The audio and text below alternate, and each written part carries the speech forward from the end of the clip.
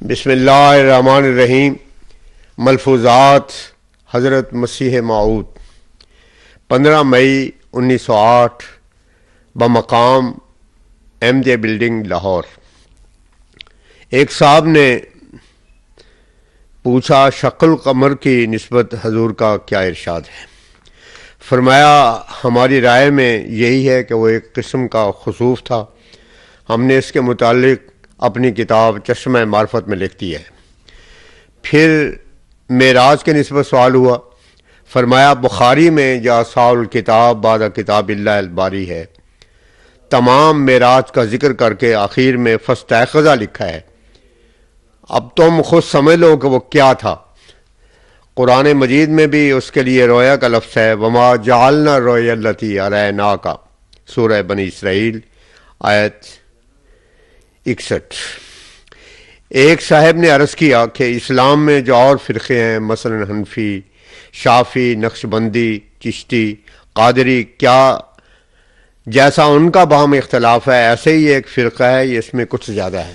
حضور نے فرمایا ہمارے نزدیک تو یہ سب فرقے موجودہ صورت حالات میں اس تعلیم سے دور ہیں جو نبی کریم صلی اللہ علیہ وسلم نے اسلام کے متعلق فرمائی۔ یہ طرح طرح کے بدعات میں گرفتار ہیں۔ ایسے درود و وظائف اور ذکر کے طریقے نکال رکھے ہیں جو آن حضرت صلی اللہ علیہ وسلم سے ثابت نہیں۔ ان میں ایک ذکر ارہ ہے جس کا نتیجہ یہ ہے کہ آدمی کو سل ہو جاتی ہے، بعض مجنون ہو جاتے ہیں جنہیں پیر ولی اللہ کہتے ہیں۔ اسلام میں ایسی پاگل کر دینے والی تعلیمات نہیں، اور نہ یہ وصول الی اللہ کا طریقہ ہے۔ قرآن مجید میں تو یہ فرمایا قد افلح من زکاہا وقد خاب من دساہا، سورہ شمس آیت 10 و 11۔ جب انسان معاذ اللہ تعالیٰ کے لیے اپنے جذبات کو روک لیتا ہے تو اس کا نتیجہ دین و دنیا میں کامیابی اور عزت ہے۔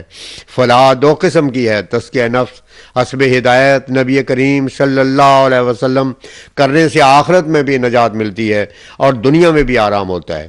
گناہ خود ایک دکھ ہے، وہ بیمار ہیں جو گناہ میں لذت پاتے ہیں۔ بدی کا نتیجہ کبھی اچھا نہیں نکلتا۔ بعض شرابیوں کو میں نے دیکھا ہے کہ انہیں نزول الماء ہو گیا، مفلوج ہو گئے، راشا ہو گیا، سکتے سے مر گئے۔ خدا تعالیٰ جو ایسی بدیوں سے روکتا ہے تو لوگوں کے بھلے کے لیے، جیسے ڈاکٹر اگر کسی بیمار کو پرہیز بتاتا ہے تو اس میں بیمار کا فائدہ ہے نہ کہ ڈاکٹر کا۔ پس فلاح جسمانی و روحانی پانی ہے تو تم ان تمام آفات و منیات سے پرہیز کرو، نفس کو بے قید نہ کرو کہ تم پر عذاب نہ آ جائے۔ اللہ تعالیٰ نے کمال رحمت سے سب دکھوں سے بچنے کی راہ بتا دی۔ اب کوئی اگر ان دکھوں سے، ان گناہوں سے نہ بچے تو اسلام پر اعتراض نہیں ہو سکتا۔ حاصل کلام دو قسم کے لوگ ہیں، ایک وہ جو نیچریت میں حد سے بڑھ گئے ہیں، قریب ہے کہ وہ داریہ ہو جائیں۔ ان کے نزدیک ارکان صلاۃ ایک لغو حرکت ہے، وہ سمجھتے ہیں نبی بھی امی، صحابہ بھی امی، بس انہی کے لائق یہ حکم تھا، یہ افراد کا طریق ہے۔ دوسرے وہ لوگ جو تفرید میں پڑے ہیں، حقوق اسلام کو کھا گئے، فقیر ذکر اللہ کے طرح طرح کے طریقے نکال بیٹھے ہیں۔ اللہ تعالیٰ فرماتا ہے کہ تم امتم وسطہ ہو، پس اعتدال چاہیے اور درمیانی راہ اختیار کرنی لازم ہے۔ پھر معزز ملاقات کرنے والے مسٹر فضل حسین صاحب بیرسٹر اطلاع نے عرض کیا کہ اگر تمام غیر احمدیوں کو کافر کہا جائے تو پھر اسلام میں تو کچھ نہیں رہتا۔ حضرت اقدس نے فرمایا ہم کسی کلمہ گو کو اسلام سے خارج نہیں کہتے، ہم کسی کلمہ گو کو اسلام سے خارج نہیں کہتے جب تک کہ وہ ہمیں کافر کہہ کر خود کافر نہ بن جائے۔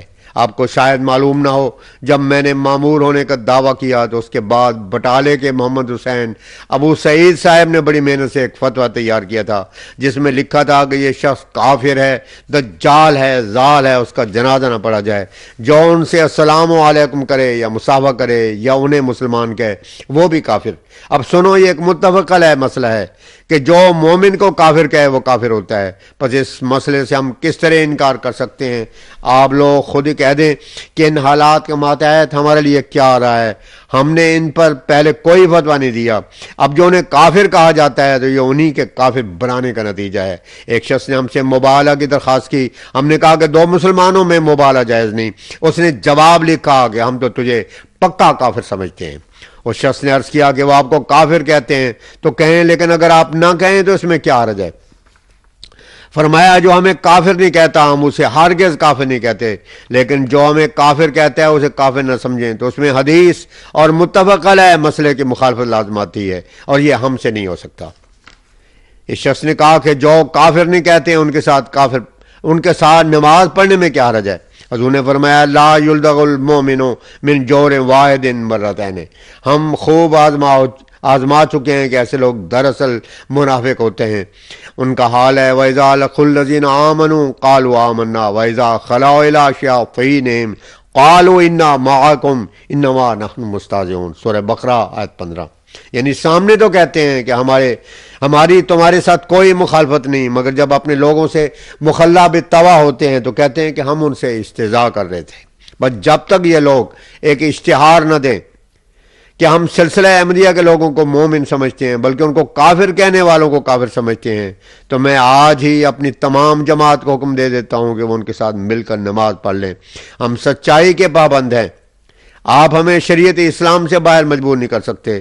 جب اس میں یہ بالاتفاق مسلمہ مسئلہ ہے کہ مومن کو کافر کہنے والا خود کافر ہے، تو ہم انہیں کس طرح مسلمان کہیں اور ان مکفرین اہل حق کو کافر نہ جانیں؟ ہم کس طرح سمجھیں کہ وہ سچے مسلمان ہیں جب ان کے دلوں میں نبی کریم صلی اللہ علیہ وسلم کے قول کی عظمت نہیں ہے؟ حالانکہ ہر مسلمان پر فرض ہے کہ وہ اپنے سید و مولا نبی صلی اللہ علیہ وسلم کے قول کا پاس کرے اور جو کچھ انہوں نے فرمایا اسی کے مطابق عقیدہ رکھے۔ اس پر اس شخص نے پھر مقرر وہی کہا، آپ نے پھر بھی تفصیل سمجھایا کہ دیکھو پہلے اپنے ملا لوگوں سے پوچھ تو دیکھیں کہ وہ ہمیں کیا سمجھتے ہیں۔ وہ تو کہتے ہیں یہ ایسا کافر ہے کہ یہود و نصارہ سے بھی اس کا کفر بڑھ کر ہے۔ بس جیسا کہ یوسف علیہ السلام کو جب مخلصی کا پیغام پہنچا تو آپ نے فرمایا پہلے ان سے تو پوچھو کہ میرا قصور کیا ہے۔ سو آپ صلح سے پہلے یہ تو پوچھئے کہ ہم میں کفر کی کون سی بات ہے؟ ہم تو جو کچھ کہتے ہیں سب میں حضرت صلی اللہ علیہ وسلم کی عظمت، جلال و عزت کا اظہار موجود ہے۔ قرآن مجید میں ہے فَمِنْهُمْ ظَالِمٌ لِنَفْسِهِ وَمِنْهُمْ مُقْتَصِدٌ وَمِنْهُمْ سَابِقٌ بِالْخَيْرَاتِ، سورہ فاتر آیت 33۔ ہم تو تینوں طبقوں کے لوگوں کو مسلمان کہتے ہیں، مگر ان کو کیا کہیں کہ جو مومن کو کافر کہیں؟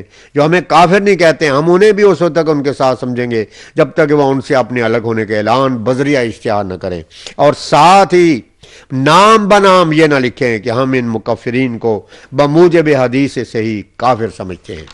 پھر دوسرے صاحب نے پوچھا کہ تعلیم نسواں کے متعلق آپ کے کیا خیالات ہیں؟ فرمایا حدیث ہے طالب العلم فریضۃ علی کل مسلم و مسلمۃ میں۔ پہلے مردوں کا ذکر کرتا ہوں کہ قبل اس کے جو اسلام کی حقیقت معلوم ہو اور اس کی خوبیاں معلوم ہوں، پہلے ان علوم کی طرف مشغول ہو جانا سخت خطرناک ہے۔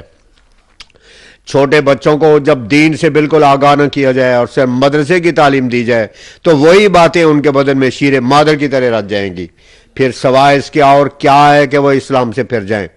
عیسائی تو بہت کم ہوں، کیونکہ تسلیث و کفارہ اور ایک انسان کو خدا ماننے کا عقیدہ ہی کچھ ایسا لغو ہے کہ اسے کوئی عقیل و فہیم قبول نہیں کر سکتا۔ البتہ دائریہ ہو جانے کا بہت خطرہ ہے، پر ضرور ہے کہ پہلے روز ساتھ روحانی فلسفہ پڑھایا جاوے۔ جب آج کل کی تعلیم نے مردوں پہ مذہب کے لحاظ سے اچھا اثر نہیں کیا تو پھر عورتوں پر کیا توقع ہے؟ ہم تعلیم نسواں کے مخالف نہیں ہیں، بلکہ ہم نے تو ایک سکول بھی کھول رکھا ہے، مگر یہ ضروری سمجھتے ہیں کہ پہلے دین کا قلعہ محفوظ کیا جائے تب بیرونی باطل تاثرات سے محفوظ رہیں۔ اللہ تعالیٰ ہر ایک کو صبا و سبیل، توبہ، تقوی و طہارت کی توفیق دے۔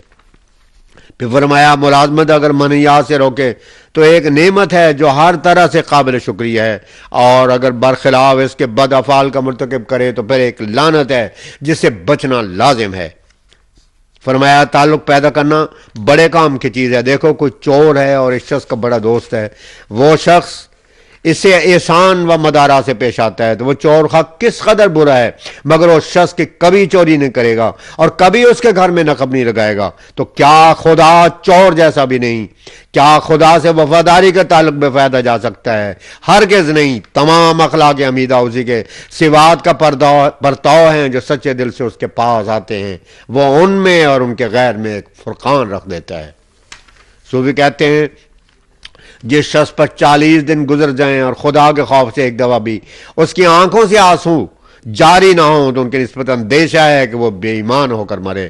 اب ایسے بھی بندگان خدا ہیں کہ 40 دن کے بجائے 40 سال گزر جاتے ہیں اور ان کی اس طرف توجہ ہی نہیں ہوتی۔ دانشمند انسان وہ ہے جو بلا آنے سے پہلے بلا سے بچنے کا سامان کرے۔ جب بلا نازل ہو جاتی ہے تو اسے نہ سائنس کام دیتی ہے اور نہ دولت۔ دوست بھی اس وقت تک ہیں جب تک صحت ہے، پھر تو پانی دینے کے لیے بھی کوئی نہیں ملتا۔ آفات بہت ہیں۔ ہمارے نبی کریم صلی اللہ علیہ وسلم نے فرمایا جلدی توبہ کرو کہ انسان کے گرد چونٹیوں سے بڑھ کر بلائیں ہیں۔ جن لوگوں کا تعلق خدا تعالیٰ سے ہے، جس طرح وہ بلاؤں سے بچائے جاتے ہیں، دوسرے ہرگز نہیں بچائے جاتے۔ تعلق بڑی چیز ہے۔ بازیریں سلسلہ رفتن طریق یاریس، کوئی انسان نہیں جس کے لیے آفتاب کے حصہ جس کے لیے آفات کا حصہ موجود نہیں۔ انما العسر یسرن، سورہ عالم نشرہ آیت 7۔ انسان کو مایوس بھی نہیں ہونا چاہیے۔ برکریمہ کارا دشوار نیز، ایک من میں کچھ کا کچھ کر دیتا ہے۔ نومید ہم مباز کے رندان بادنوش، ناگاہ بیک خروش بمنزل رسیدان۔ امن اور صحت کے زمانے کی قدر کرو۔ جو امن و صحت کے زمانے میں خدا تعالیٰ کی طرف رجوع کرتا ہے اور خدا تعالیٰ اس کی تکلیف و بیماری کے زمانے میں مدد کرتا ہے، سچے دل سے تضرع ایک حصار ہے جس پر کوئی بیرونی حملہ آوری نہیں ہو سکتی۔